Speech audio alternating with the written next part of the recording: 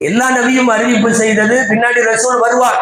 ரசூலுல்லாஹ் சொன்னது என்ன? எனக்கு பிறகு நபி கிடையாது, நான் நபியே பாக்கி. இன்னைக்கு இந்த அகமதுங்கிற பேரை பத்தி பேசணும்னு சொன்னவே, இந்த அகமதுங்கிற பேர் வந்து ஒரு சின்ன பிரச்சனையும் ஆகி போச்சு. என்னன்னா, அகமதுன்னு பல பேர் நான் நபின்னு கிளம்பிட்டான். குரான்ல உள்ள அகமது நான் தான் நிறைய பேர் கிளம்பிட்டான். ஆங்காங்கே உங்களுக்கு எனக்கு ஆச்சரியமா இருக்கு. தனி கொள்கை, தனி வேதம், தனி சரிய, தனி இது, தனி இயக்கம், இன்னைக்கு தனி சைட்டு, தனி மாத இதழ், தனியா தொலைக்காட்சி எல்லாமே வச்சிருக்காங்க. அவங்களுக்கு அகமதியாக்கள்னு பேரு. அவங்களை கூப்பிட்டு என்ன போய் சொல்ற அப்படின்னா, அதான் வருது இல்ல குரான்ல, எனக்கு பின்னால் ஒரு நபி வருவார், அவர் அகமது.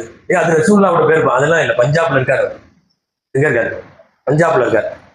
பஞ்சாப்ல அவர் பிறந்திருக்காரு. அவர் பேர் குலாம் அஹ்மத். அவர் முழு பேர் குலாம் அஹ்மத் காதியானி அப்படிங்கிறது பேர். அவன் ஒரு இத்து போனவர். அகில உலகத்தின் அனைத்து உலமாக்களின் ஏகோபித்த முடிவு நபியை கடைசி என்று நம்பாதவர்கள் காஃபிர்கள். இவர்கள் காஃபிர். யாராவது காதியானி என்கிற பெயரில் எவனெல்லாம் இருக்கிறானோ ஏகோபித்த அபிப்பிராயப்படி காதியானிகள் காஃபிர்கள்.